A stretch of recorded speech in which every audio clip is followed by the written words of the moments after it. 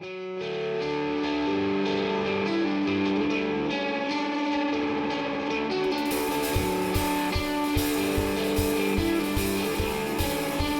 good evening, Turner. Why don't you stand up? Let's sing together.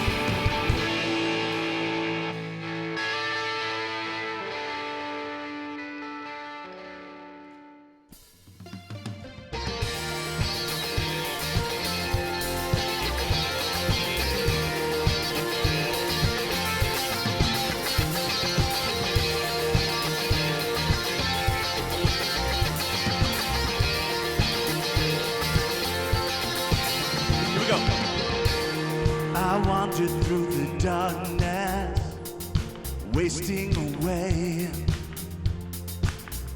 When my soul was cold and hopeless, dead in the grave. like a river of life in a dry land, like a flicker of sight to a blind man. I saw the glorious light as it broke in. God of mercy and might, oh, you brought me back to life. You're the Lord of life, shining in the dark. You're the source of life, beating in my heart. You're the living hope, you're the risen Christ.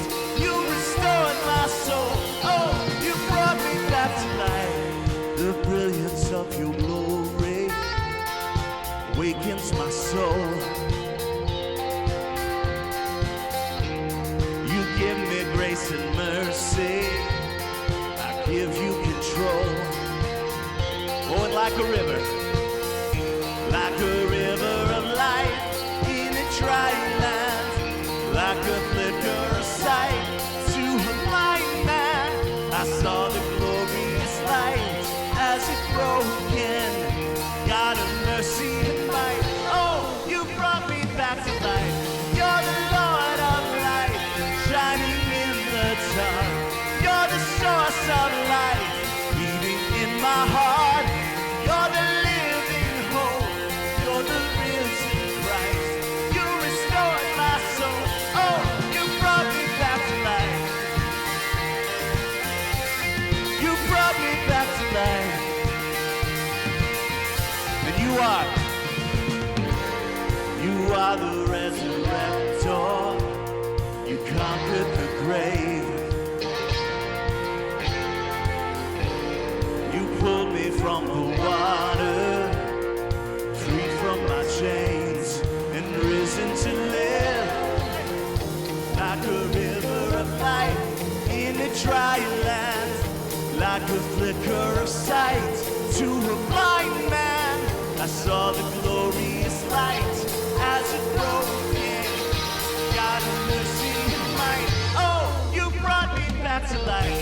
You're the Lord of life, shining in the dark. You're the source of life, beating in my heart. You're the living hope, you're the risen Christ. You restored my soul, oh, you brought me back to life. Oh, you brought me back to life. You brought me back to life. You brought me back to life.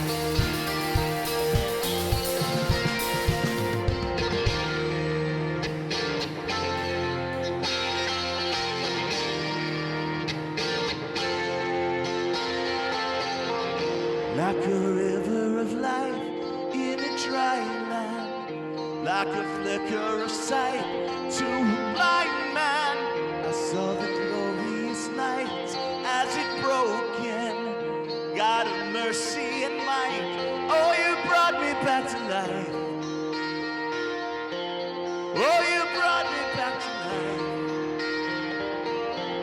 Oh, you brought me back to life. You brought me back to life.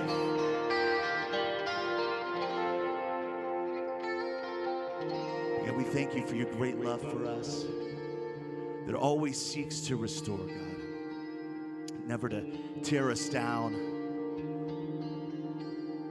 God, but to build us up and to restore us at every opportunity, God. And sometimes when we have faced so much, we thank you that you are there with your strength and your comfort for us, God, to keep us going when things seem difficult and seem tough.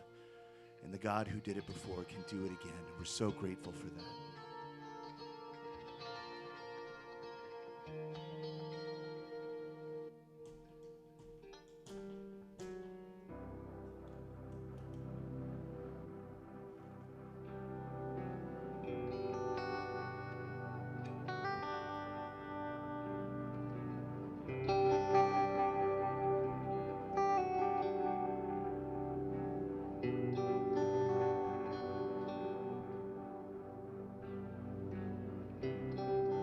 Walking around these walls,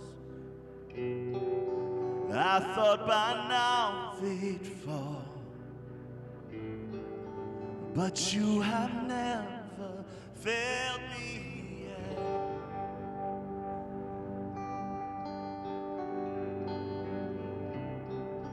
Waiting for change to come, knowing the battle's won, for you have never failed me yet. Come on, let's all sing it out. Your promise still stands. Great is your faithfulness, faithfulness. I'm still in your hands. This is my confidence. You never failed me yet.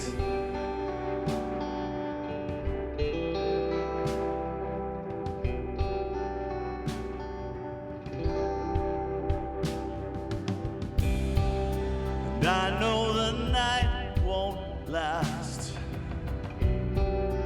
Your word will come to pass. My heart will sing your praise again.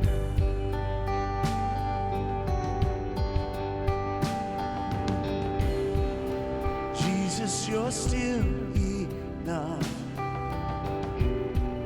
to keep me within your love. My heart will sing your praise again.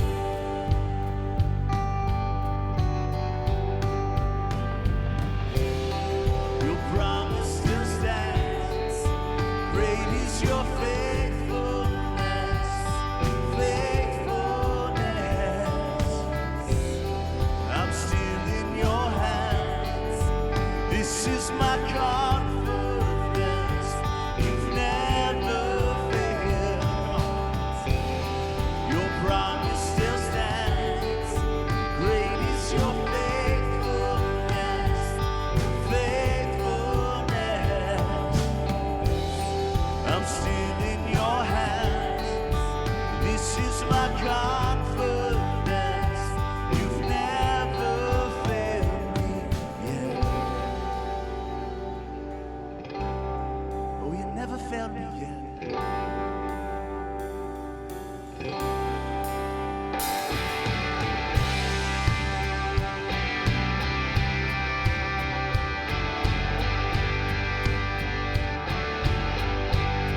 Oh, you never failed me yet.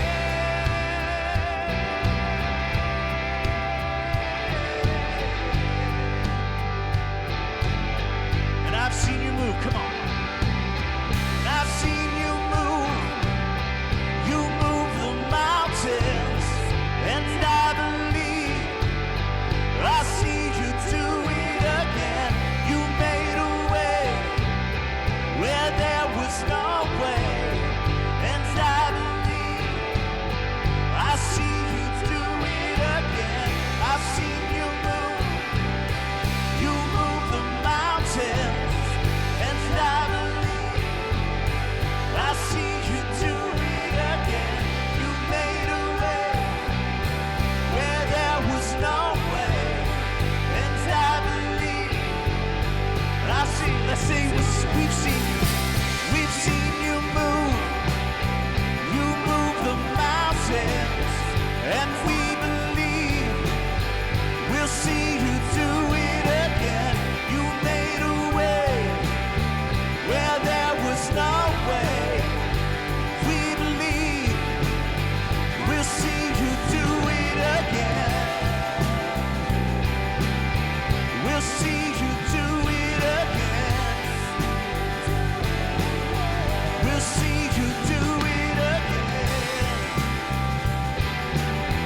We'll see you do it again.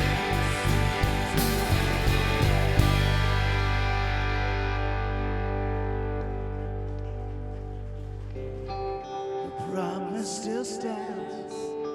Great is your faithfulness, faithfulness. I'm still in your hands.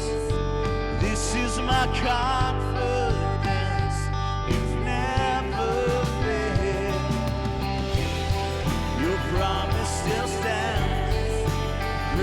It's your faithfulness, faithfulness. I'm still in your hands. This is my confidence. You've never failed me yet. You never failed me yet.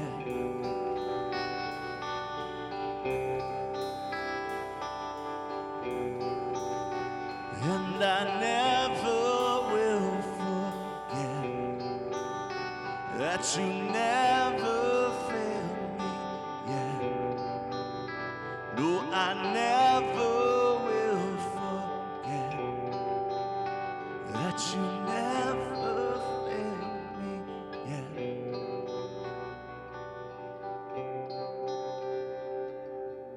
Okay, let's go ahead and pray together. Lord, as we have sung and we've celebrated, we remind ourselves of who you are, that you are the God who takes things and you bring hope, you bring a newness of life and possibility. And God, you take us and when we're at places where we feel like we are so empty and we don't have anything in us, you bring us back to life, and that's who you are, that's what you do. But more than just knowing these things in our heads, we want to experience them in our lives.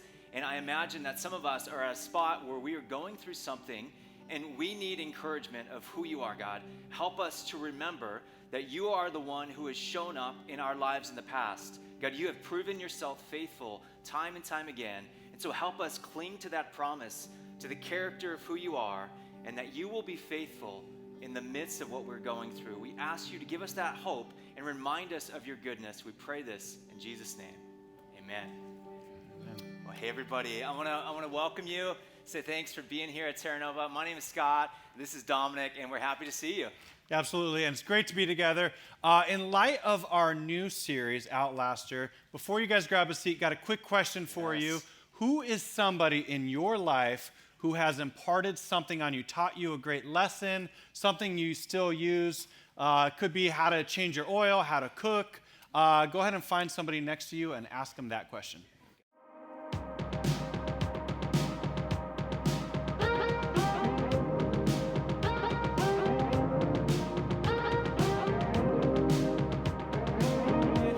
Happy that you're here. Again, I want to welcome you to Terra Nova. My name's Scott. This is Dominic. If you're watching online, thanks for joining us. And we are happy to have you here with us on a great weekend. We've got a group up at the Village of Hope right now serving a meal. And so we're pumped for that. But we're happy to see you all this weekend at Terra Nova. And if you happen to be kind of newer to us and it's one of your first times with us, we want you to know that it is such a treat for us just to have you as our guests. We know that it can be a strange and stretching experience going to anywhere for the first time, especially for a church service, and so it means a ton just to have you with us. And one of the first things that we like to do when people come through the door is take this program and put it in your hands. So if you all got a program, you could take it, you could spend some time reading through different things that we've got in here. If there are things you want to take with you, you're absolutely welcome to hang on to that. But one thing that we want to have you just leave with us is actually the very back of this program. There's this flap right here that we call our Connect card. And what I'd love to have you do is fold it over like I'm doing and tear it off. And we get a Connect card. We actually love getting one from everybody every week. But again, if you're newer, this would just be like the biggest treat to have you fill one of these guys out. You can give us as much or as little information as you feel comfortable sharing.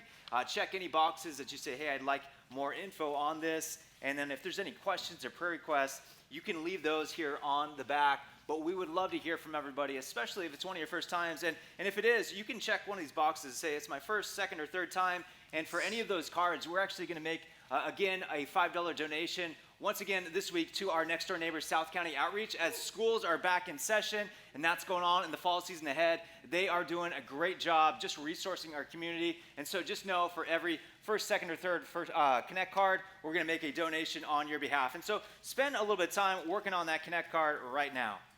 Yeah, hey, before we move on, Scott, how'd you answer that question? Who's somebody who taught something to you at some point in your life? Yeah, so I went back to thinking of when I was a kid and playing lots of sports and thinking about like youth sports coaches and how patient they were and just like how ridiculous I was. But that was it for me, of just going, man, teaching me how to dribble with my head up, like that type of thing. Yeah. That was a big deal. How about for you? Yeah, for me, part of my story is just coming to faith late as a teenager. And we had a bunch of volunteers, leaders who would just show up every week. I had one in particular, taught me how to make an omelet, taught me how to drive a stick shift. I don't know what he was thinking.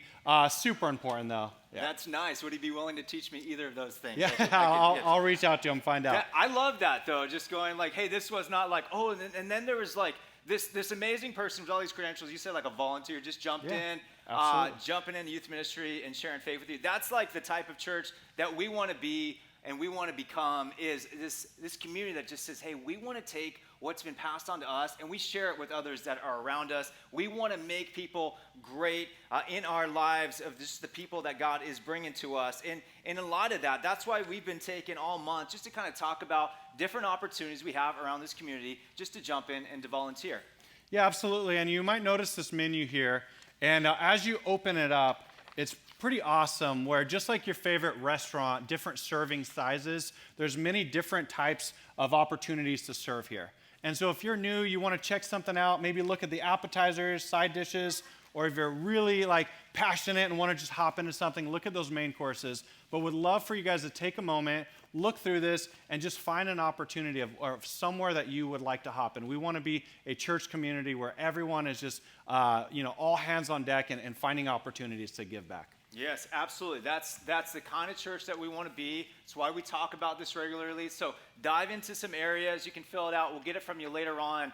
But man, we just have this heart of being a community that makes God's love famous. And and if you're newer to Terra Nova, or if you're going, hey, I'm just trying to figure out my place within this church and what you're all about, one of the things that's coming up in just a week is perfect for it. It's called the Terra Nova Tour. And this is a Sunday afternoon where we have a chance just to kind of talk about our history, our values, our beliefs, and really where we believe we're headed as a church. It's great interactive discussion. We've got free lunch, childcare if you need it. And again, if you haven't been to a tour, just take your Connect card and you can write "Tour Me" on that. We'll get you all set up for the tour. It's happening next Sunday, right after the 11 o'clock service. And if you need childcare, just list the ages of your kids and we'll get you set up for that. Yeah, so with that said, we're just so happy that you guys are joining us here tonight, and we're about to hop into part 2 of our brand new series, Outlasters, right now.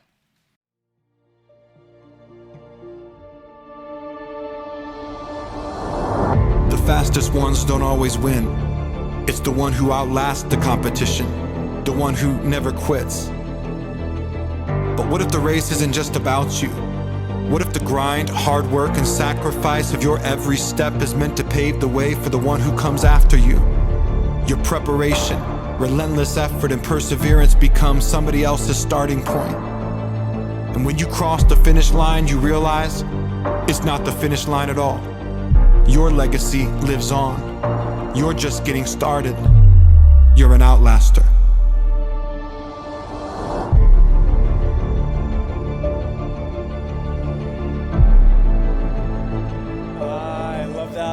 So are you an outlaster? Is that what you are? Hey, we are in part 2 of this series that I'm really excited about, and I'm excited to see you guys here. Thanks for joining us tonight. Thanks for joining us online. It's a series we kicked off last week that we said is all about running the race of this life well, running it with the focus and the determination, the effort, the resilience required to actually win. But then we said last week that word raises a question, and it's an important question for all of us. And that question is simply, so what's the win? I mean, if I want to run the race of life in such a way that I win, what actually is the win of a well-lived life? And isn't it true that in a game, the win is always well-defined, right? Whether it's a board game, card game, sports game, the win is always well-defined. If you're ever learning a game for the first time, one of the first things you want to know is, how do you win? Like, what's the win at the end of the game? What wins the game? Because it's always going to be defined. You know what you're competing for. You know what and who you're competing against, but life is not like that. Life is not like a game, and often the win is not clear, and in fact, is not even obvious. In fact, often the win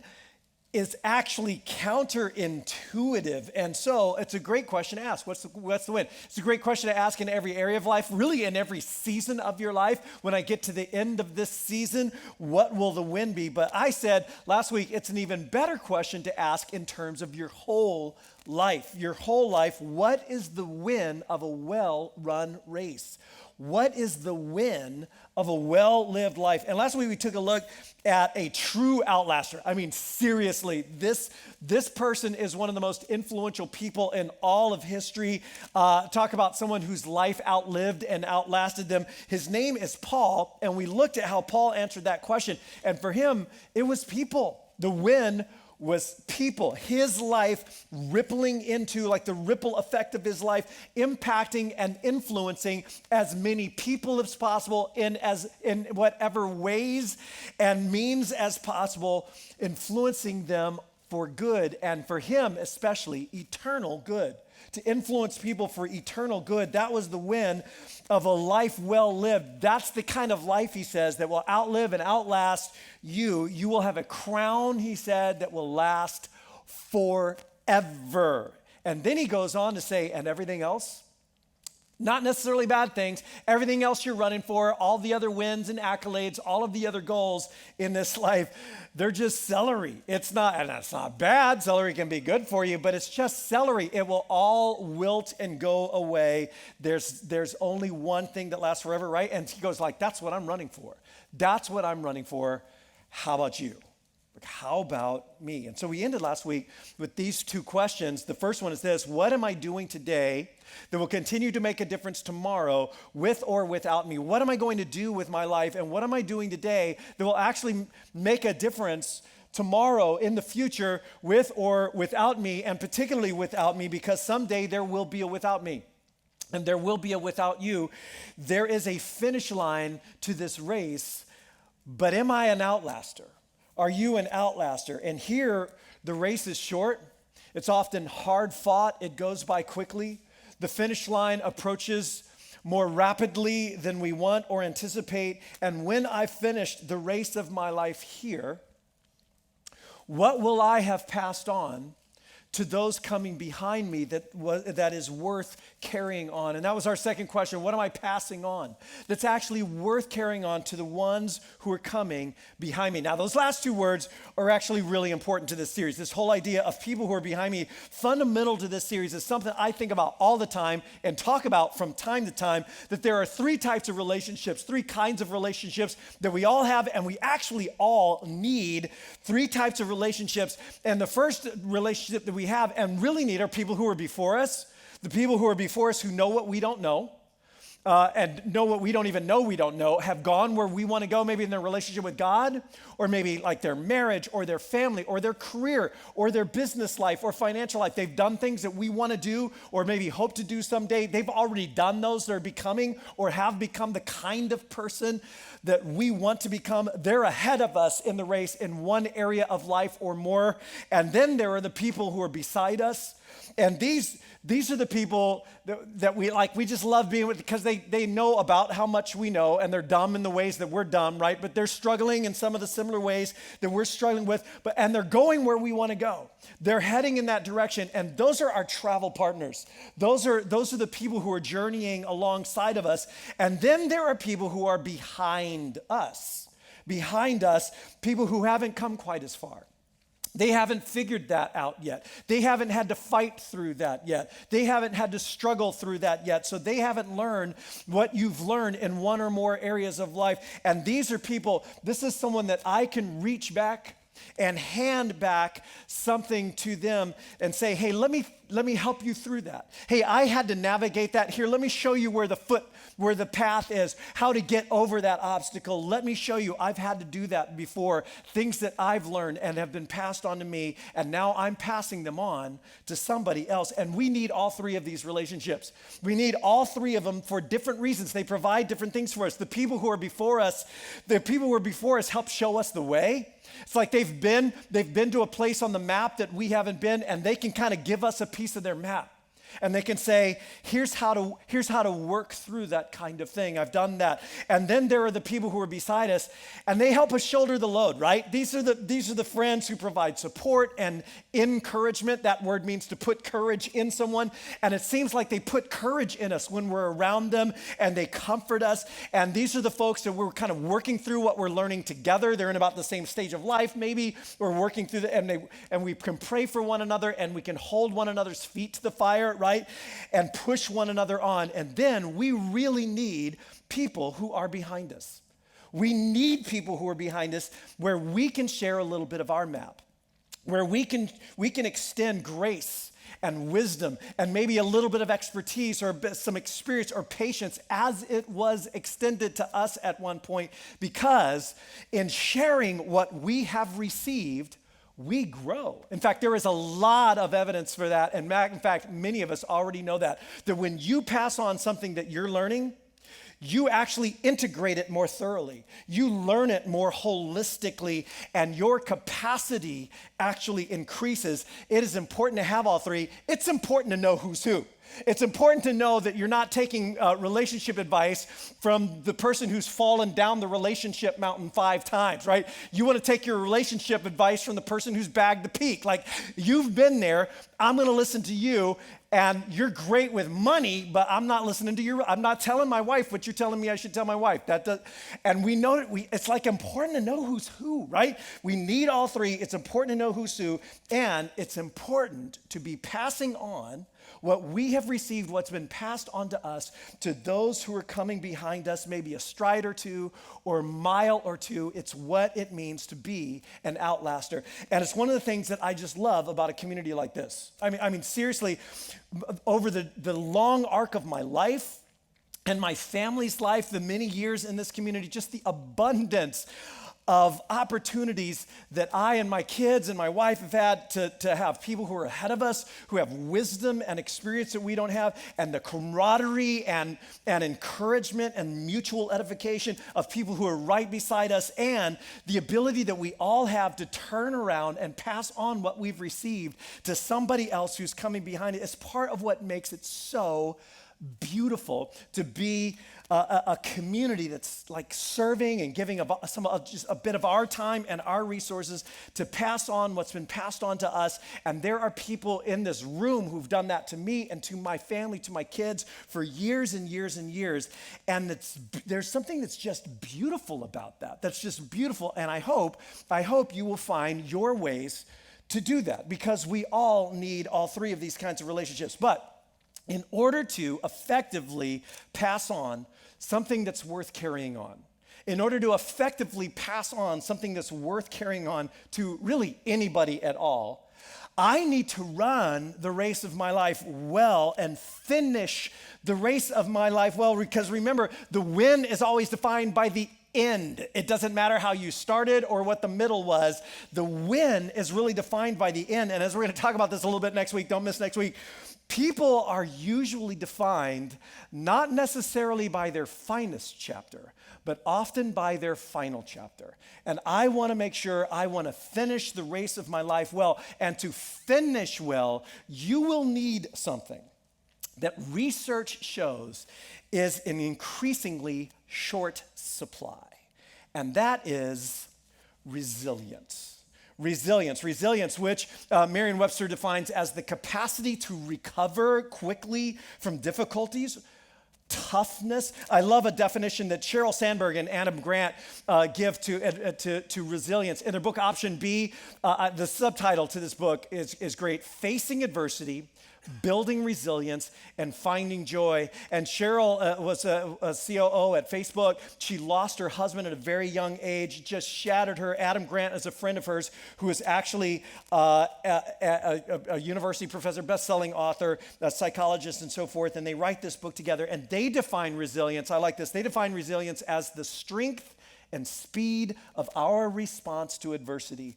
The strength and speed of our response to adversity. And then they go on to say, and we can build it. It is not a set mark in our lives. We can build this. We can grow the strength and speed of our response to adversity. But unfortunately, there is only one way to build it.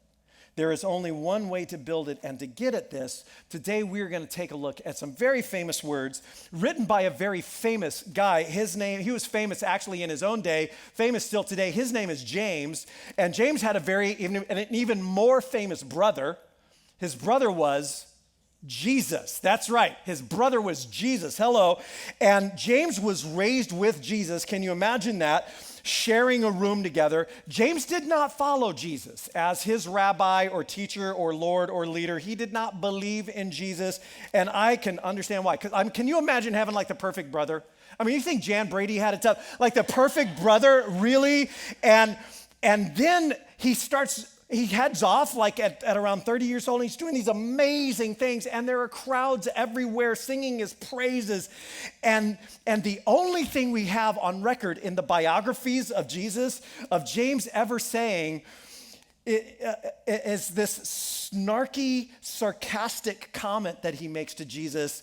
He is not a fan. And then his brother Jesus is brutally and publicly executed, murdered, beaten to a pulp, and nailed to a Roman cross. And history tells us, by the way, not just the Bible, but history tells us that James then, after that, becomes the leader of the Jesus community in the city of Jerusalem, the epicenter of the Jesus movement.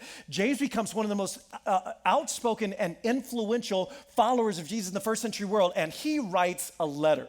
And I just think, I'm just going to say this, I don't know what you've been reading lately, but you have access to a letter written by the brother of Jesus. That's pretty cool. I think you should read his letter. It's the early 60s, not the 1960s, like the original 60s. It's right before the civil war that erupts in Jerusalem that results in the city being torn down. And he writes this letter, and he begins this letter. I'm going to start here just because it's so fascinating to me. He begins the letter, James, a servant of God, that's not surprising, and a servant of the Lord Jesus, the Messiah, or Christ. Now, real quick question, then we'll move on. What would it take for you to come to the point where you consider your brother your Lord and you his servant, and you believe that he is God's Messiah, the Christ? What would have to happen? And so, like, if you're like me, I love my brother. Nothing could ever convince me of that. Nothing. There is nothing that would bring me to that point. And eyewitness testimony says that James saw his brother die on that cross and then saw him alive afterwards. You'd be like, well, yep, that just might do it. I mean, it would have to be something like that. To me, James's life and the transformation that takes place in his life, to me, is one of the most convincing proofs, historically speaking, of Jesus' actual resurrection from the dead. Anyway, so that's how he starts. And here's his opening line. And his opening line, this is just so powerful. Here's how he opens his letter. Consider it pure joy, my brothers and sisters, whenever you are surrounded by trials of many kinds. Whenever you, and he's writing in Greek, the term he uses there is this idea of like falling into something and just being utterly encompassed by it. When you are surrounded by and you are encompassed by trials and tests and adversity, things that are testing your mettle, things that you are struggling to your core with. And as James writes this, he is not speaking hypothetically. This is not like, think or imagine this might happen to you. James lives in difficult times. He lived in difficult times. He faced adversity his entire life. Following the crucifixion of Jesus, Jerusalem became a very hostile place for Jesus' followers. We can imagine that to be true. The same people who killed Jesus are still ruling the city, and many powerful people opposed this movement. The members of this movement were frequently arrested. Some of them were actually killed. James saw people that he loved and cared about murdered because they were following Jesus. And the whole thing created really some serious economic challenges for them all. Doing business, like working, buying, selling, they were treated as outsiders. And so they became poorer and poorer. Meanwhile, there's this civil war brewing. During this time, the late 50s and early 60s, there's growing violence with Rome. There's growing violence with the ruling elite. And then in the late 50s, a terrible famine hit the entire region and rocked the world. And people are now struggling just to eat, to find food. And James is trying to pastor. He's trying to pastor or lead this community of Jesus followers through crisis after crisis after crisis. And when he talks about being surrounded by trials and adversity of many kinds, he's talking real life. He's talking the kind of real life that some of you have known and experienced, like how it feels when you just get hit by one thing after another, one wave after another, and the moment you start to catch your breath, it takes you down again, and you start to go, you know what I mean, to that dark place, that funk, that dark cloud, and it's surfacing all this stuff that you don't even maybe notice it. Like there's fear, and there's anger, there's frustration, your inadequacy, your desire to control, but you can't control, and you become maybe short-fused, perhaps, or you just want to eject and walk away and throw in the towel, or maybe you're considering even worse, or have considered even worse. And James says, I want you to do something else. In that moment, hit by another wave, I want to challenge you to consider it joy. I want to challenge you to determine to think, to consider, to judge differently, to evaluate what is happening in your life through a different frame. Work with me here, just quite possibly, a frame of joy, to which I think we would all say, what? That's stupid. Like, what? Are you kidding me, James? You don't even know my story. Thank you for your letter, but now you can sit down and give me the microphone, because if I tell you what has gone and you want to say, consider joy, like, are you kidding me? I mean, is this denial? Is this emotional inauthenticity? Is it some kind of repression? Jesus would say, no. It's better than that. It's deeper and way more profound than that. Joy is not happiness. Joy is not shiny, happy people. Joy is a deep internal response. And here's why you can do that. Because, he says, because you know that the testing of your faith, and James knows what you know, that when you're struck by hardship and loss and pain and adversity, especially when it's one after the other, it tests your faith, doesn't it? It tests your faith. It tests your confidence and your trust in the goodness and the purposes of God. It tests what your faith is made of. And James is using language here that alludes to a very common metaphor in the ancient world of adversity being kind of like a refiner's fire, like the refining of gold or silver or metal, and you probably know what the process looks like. So gold ore is taken out of the ground, right? And it's impure. It's mixed with rocks and other minerals and such. And so they heat it up to 2,100 degrees Fahrenheit. That's hot. They heat it up, and everything under that much heat just begins to melt away. And the dross and the impurities come to the surface so that they can be scraped off and cleaned away until, legends would say, the refiner can see the image of his face in the gold. Isn't that kind of a cool picture? In other words, the heat, the fire, brings to the surface what's already inside. Like squeezing a tube of toothpaste, it brings out what's inside of us, which is something we are all very much inclined to be in total denial about. Like, I don't know where this is coming from, and you did this to me, and the circumstances did this to me. That wasn't in there. No, it actually was. It was in some form or another, that anger, that fear, that inclination to hurt others with your tongue when you're feeling hurt. Whatever that was, it's surfacing something that's actually in there. The pressure, the heat, the fire just brought it out. And you know why? The refiner applies all that heat to the gold? Because he already knows it's in there. He already knows what it's made of, and he's not surprised or put off by it at all. In fact, he wants to bring it out. He wants to bring it to the surface so he can deal with it, so he can remove it and make something beautiful. And James says, here's why. You might begin considering the hardships and adversity and struggles in your life through a different lens, because like the testing of gold or silver or metal results in a stronger and more valuable and more pure version of the metal, in the same way, the testing of your faith produces something. it produces something beautiful. It produces perseverance, grit, determination, resilience, the strength of character that stands in the face of adversity, in the face of that wave as it hits me and takes me under again, with some courage and a little bit of optimism and some faith and some hope that doesn't cave in, that doesn't give up, the strength and speed of my response to hardship and setback and losses, because you know that the testing of your faith produces perseverance. Now, you can experience hardship and never build resilience, but you cannot build resilience without experiencing hardship. For a long time, researchers have studied the effect of hardship and trauma on people, and how some people seem to endure great suffering and great trauma. But lately, in the last decade or so, researchers have been studying how some people seem to not only endure it, but actually to get better. They actually grow stronger and better from it. In fact, Jonathan Haidt, in New York University's Stern School of Medicine, he's a social psychologist and a prolific author. He in his book, The Happiness Hypothesis, he talks about the uses of adversity to grow our character and really to build deeper happiness and joy in our lives. And he says there's one line of thinking that goes a little like this: adversity can produce growth.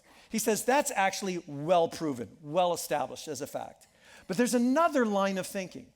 Another line of thinking he calls the adversity hypothesis. And he says, in this line of thinking, people must endure adversity to grow. Not just they could grow with it, they actually must endure it in order to grow, and that the highest levels of growth and development are only open to those who have faced and overcome great adversity. Let me say that again. People must endure adversity in order to grow at all, and the highest levels of growth and development are only open to those who have faced and overcome great adversity. Adversity, overcoming it, getting through it, he says, can build a strength of character, a capacity for intimacy, or for empathy and intimacy, a sense of self-efficacy, which is that I can voice that we have or don't have. I can do this, I can get through this, I can make this. I can, that self-efficacy, that adversity and hardship and pain and loss, and then getting through it and working through it and overcoming it, can build that in a way that it cannot be developed without. But adversity does not automatically do that. It does not automatically lead to growth. Nietzsche once said, "What doesn't kill me makes me stronger," to which Haidt says, yeah, but sometimes what doesn't kill you cripples you, and it crushes you, and it wounds your spirit, and it weakens your faith and your resolve.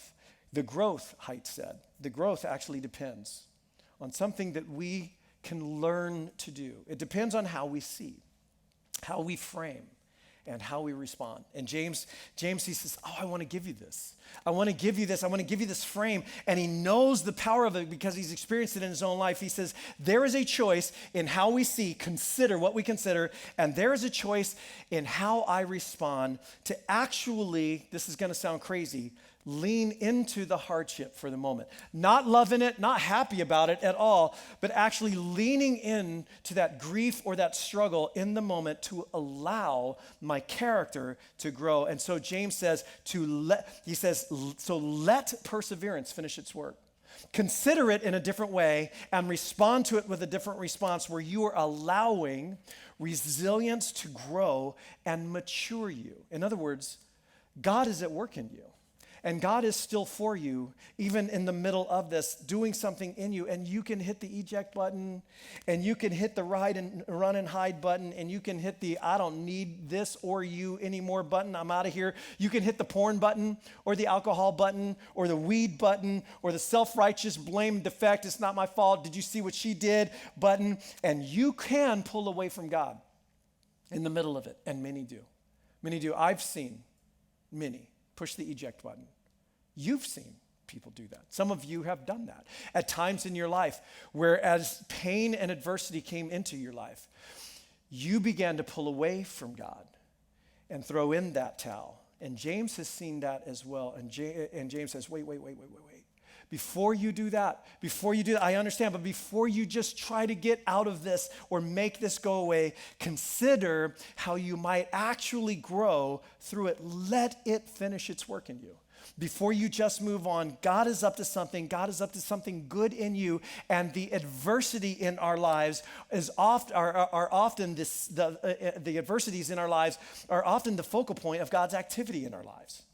The adversity in your life is often the focal point of something that God is up to in your life. The greatest struggles in my life, the greatest struggles in your life, that relationship challenge that you don't even want to deal with, that conversation you do not want to have, you just want it to go away, that struggle that your child is facing, or your parent, or a loved one, that health issue, that financial issue, the greatest struggles in your life can be like this 2,100 degree Fahrenheit heat that's actually starting to melt some of the ore away, some of the facades away, some of the defense mechanisms away, and that can actually be a moment in your life that becomes a focal point of something that God actually wants to do in your life if you let it.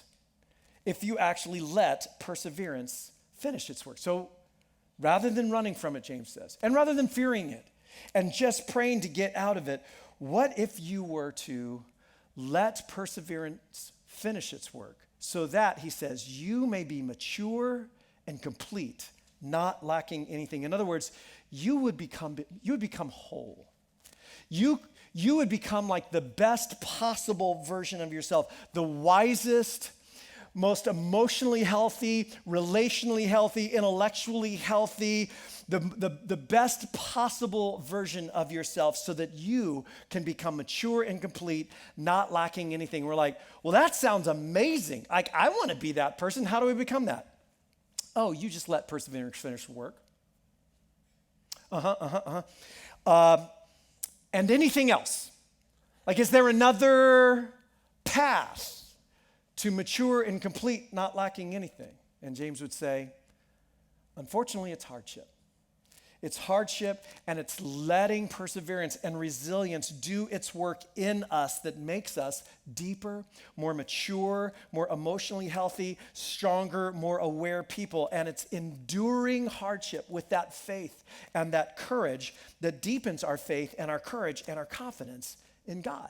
So, if that's true, just hypothetically speaking, what if over the next few weeks, or whatever it is you're facing, whatever it is you are wanting to frankly just get out of, what if instead of just praying, God, get me out of this, I just want out of this situation, can you please bring this to an end? Can you please just finish this? Can you give me over this? And there's nothing wrong with praying that prayer, by the way. What if you also, just in addition to that, began praying, and until you do, teach me what you want to teach me. Until this is over, until I'm through this, grow me and mature me the way you want to grow me and mature me. Please don't let me go through this without learning what I need to learn, without seeing what I need to see, without changing things in me that I need to change, dealing with things I need to deal with. I want to let perseverance finish its work in me through this even more than I want to get through this. Now, that's a different frame. Whether or not you were to ever adopt that frame, I think we would all agree that's different. That would be a different frame through which to see very painful and horrible things that are happening in my life. Now, James is a realist.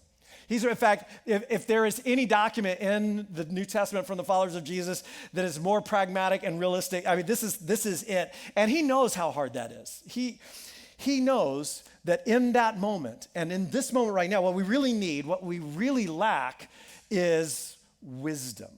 What we need, what we want is out.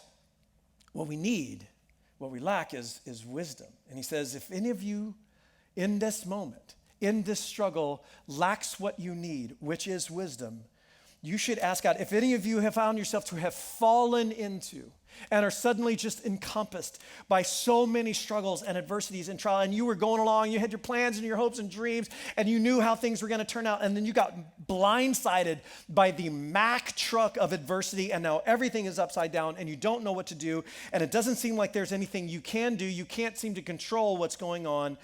What you want and are praying for are answers and resolution and to get out.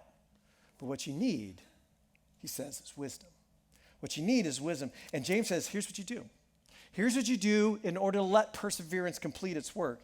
Ask God for wisdom in the middle of this. Now, here's what he means by wisdom. There's a long ancient tradition within the Hebrew scriptures of what wisdom is, and it's essentially this. Wisdom is the perspective to see my current circumstances in a broader context, and it's the ability to apply that perspective to my decisions and daily actions. Wisdom is the perspective I need to see my current circumstances in a broader context, and then the strength, the ability, the capacity to apply that broader context and perspective to what I'm going through right now. That's wisdom. And parents in the room, like, you get this, right? So maybe you have young children right now, maybe you've had them, but you know what, like your kids, like a preteen, junior high, whatever, maybe high school, they come to you so distraught. I mean, because something has happened in their friend group, or there's something you won't let them wear, or someplace you won't let them go, and it is the end of the world. Am I right? It's like, my life is over. It's not worth going on. Anyone ever experienced that with their kids? Just me. Okay. And you, because you're a good parent, you try to act all concerned and empathetic, like, oh yeah, I know.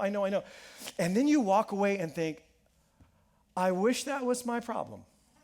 I wish that was the biggest struggle that I have. Why? Because you have like a 35 or a 45 or a 55-year-old worldview. And they have a 5 or a 10 or a 15-year-old worldview, and they cannot see what you see. They cannot see what they're in through the lens that you see it through. And then there's God and God's worldview. And just imagine if in that moment, your little preteen daughter or your junior high son would say, Mom, just help me see as you see. That's never going to happen. That would never happen, because you're blind as a bat and they see clearly. But just imagine, they would go to my mom, I just need to see as you see. And now imagine if you were to say, God, I just need to see as you see. Help me to see as you see. I need wisdom. I need wisdom. I need a bigger context. For what is happening, what you're up to in the world, what you're up to in my relationships, my character, my life. I'm not asking you necessarily to even change it. I don't want to run through it, but give me the wisdom to see it as you see it, so I can do as you would do. Would you give me the wisdom to see as you see? And James says you can pray that prayer. You can pray that prayer full of faith, that is the kind of prayer God loves to answer, because God loves to give wisdom generously, and he will not find fault in you, and that wisdom will be given to you in the heat of that moment. And then James just keeps going. Now, what he says next is just so good. It'd be fun, because he starts riffing on this ancient story from the Hebrew scriptures in Genesis, and it's just so good. But we'll put a pin in it for now. Maybe we'll come back to what he says at another time. But here's the deal. Eventually, you will be on the other side of whatever you're going through. Eventually, this hardship, this season, this struggle, this loss, this grief, you will be on the other side of it, either because it has ended or you have. But you will someday be on the other side of it. Before you get there, though, before you are too eager to just get there, here's a question for you. Who will you be on the other side of it? Who will you be when the dust has settled and you've made it through? Who will you be on the other side? What will you have learned? How will I have grown? Will I be a healthier, better, more mature version of myself because I let perseverance finish its work in me? That's resilience. Resilience. And you cannot win the race of this life without it. You cannot finish well without it, because resilience is what drives us to keep moving our feet. But here's the thing, resilience isn't just something you want to build in yourself, and you do, whether you know it or not, you really want resilience. But resilience is something that outlasters pass on. It's something that they help build up in the people who are coming behind them and the people who are around them and beside them, perhaps in a way that was not even passed on to them. And there's been a lot of research in the last 10 or so years that's a little bit concerning about this. There has been a noticeable drop or decline or loss of resilience, self-efficacy, that's the I can do this voice, and the internal locus of control, similar to that. There's been a noticeable loss or drop in the population over the last 40 years, especially in the two youngest generations, what are sometimes referred to as the millennials and Gen Z. And one of the greatest causes of this significant drop is parents. It's parents. In fact, Dr. Tim Elmore is an expert in this field. I pretty much love everything he writes. I love all of his videos. He did a TED Talk. It's like all good. He's just so sharp. He's so good. I highly recommend his book, 12 Huge Mistakes Parents Can Avoid. But I want to summarize just very briefly a few of his big ideas. He says, the problem with parents, he says, and I'm just going to give you 3 of them. He says, we risk too little, we risk too little, we rescue too quickly, and we reward too easily. We risk too little, we rescue too quickly, we reward too easily. He says, here's the thing. Most of us were raised riding bicycles without helmets, rolling around in the back seats of the backs of station wagons and pickup trucks, climbing monkey bars, and staying out until the streetlights came on. And then something happened. With our generation of parents, with us, we changed and we gave our 6-year-old cell phones because just in case they might want to get a hold of us, like God help them if they don't have us immediately online in that moment. And we wrapped them in bubble wrap and stuck helmets on their heads, and we removed the monkey bars from playgrounds. They don't even exist anymore because they're dangerous. Now, I need to say this. I am a fan of seatbelts. I wear them. I am a fan of being wise, though I am not a particular fan of the word safe. I really do love wise, but danger and risk and failure and pain are actually necessary for the brain development of children, and especially the development of self-efficacy. It's why your toddler instinctively wants to climb those stairs, even as you keep sticking gates in front of them and taking them off the stairs, because there's something in their tiny little brain that says, I must overcome this. Will you let them? We risk too little, we rescue too quickly. We come to their rescue as soon as there's a struggle.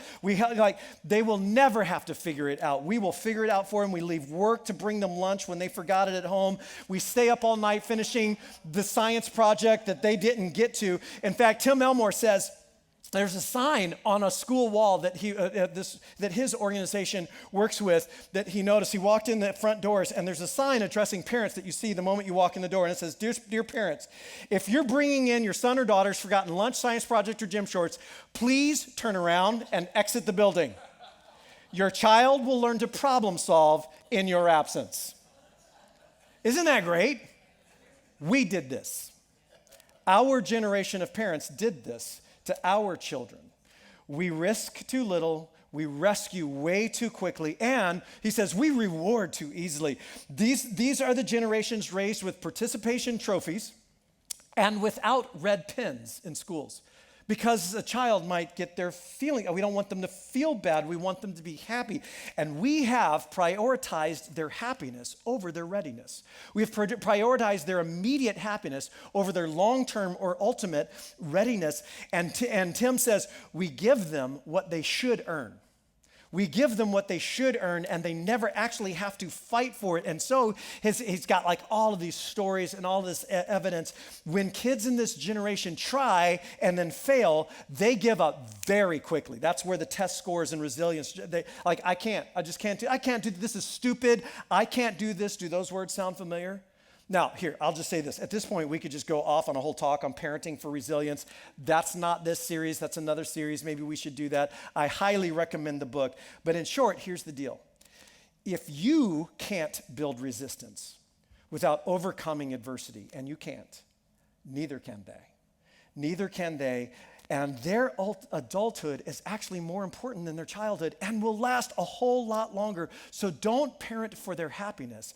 Parent for their readiness. Or here's how I put it. We need to focus, and this is just my little side thing for parents, we need to focus less on today's happiness and more on tomorrow's readiness. We need to focus less on today's happiness, more on tomorrow's readiness, and I want to pass that on. I want to pass it on not just to my children, I want to pass it on not just to the next generation, I want to pass it on to those who are around me, those who are coming behind me, because that is worth carrying on.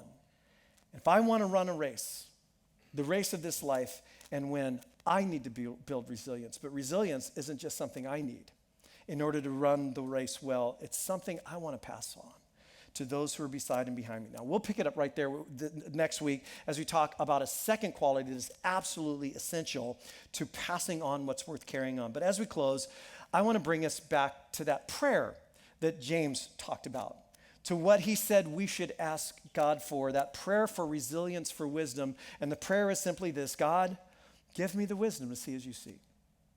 Give me the wisdom to see as you see. And so here's what I'd like you to do. Would you just take a moment and close your eyes and bow your heads with me? And as you think about things that are happening in your life, or perhaps happening in the lives of people who are very close to you, would you pray this prayer? God, give me the wisdom to see as you see. I'm asking for wisdom. Give me the wisdom to see this challenge that's in front of me, this barrier, this obstacle, this loss, this setback, this relationship that I don't want to deal with, this conversation I don't want to have. Give me the wisdom to see that as you see it. Give me the wisdom to see me as you see me. Just ask him for that. As the refiner who sees what's coming to the surface, and you just want to deal with that and make me a more pure version of myself, to see the people around me the way you see them, the people who I'm living with and are frustrating me and underreacting or overreacting. Would you give me the wisdom to see them, to see the world as you see it, the pain and the hurt that you want to mend, the places where you're at work? Would you give me the wisdom to see as you see, to take the next steps that are in front of me? Heavenly Father, we want to get through this. We do. We want to get out of this. We want it to be over. But even more, we actually want to grow. Just for this moment at least, we want to grow through this. So teach us, purify us, grow us, deepen us. We want your perseverance to finish its work so that we can be mature and complete, lacking nothing. So we ask for wisdom, trusting that you will give it to us. In Jesus' name, amen. Hey, thank you so much for being here tonight, for us gathering together. Just a couple of ways that what we're doing tonight can outlast this experience even. The first is just by sharing it with friends and family, or enjoying it again on YouTube. We just like to make a reminder from time to time, to let you know that's always there, past series, et cetera, et cetera. So you can share that. We mentioned earlier the Connect card, and for if this is your first, second, or third time, we're going to make a donation in your honor as you fill that out to South County Outreach, our neighbors next door, and all the great stuff that they're doing just constantly. As you know, things are becoming a little bit hairy for some people and difficult, so this is one of the ways that we connect and partner with them. There are others too that come up from time to time. So, and then the Serve brochure that we mentioned, this is a great opportunity. We really believe in serving around here. We really believe in getting in the game and not just being an observer, but being a participant in what's happening here at Terra Nova. So I want to encourage you to fill that out. You can drop it in the basket on your way out, or you can sign up online as well, and just let us know how you're going to get involved. And then lastly, just by giving out of the abundance that we've been given, this is our opportunity with weekly giving to just share God's goodness and the resources that he's given to us to just create something beautiful in South Orange County here. And it doesn't happen because of one person or 10 people or 100 people. It happens because all of us come together to do something great. So thank you so much for being here tonight, and we'll see you next week for part 3 of Outlasters. Have a great Saturday night, a great Sunday, and a great weekend.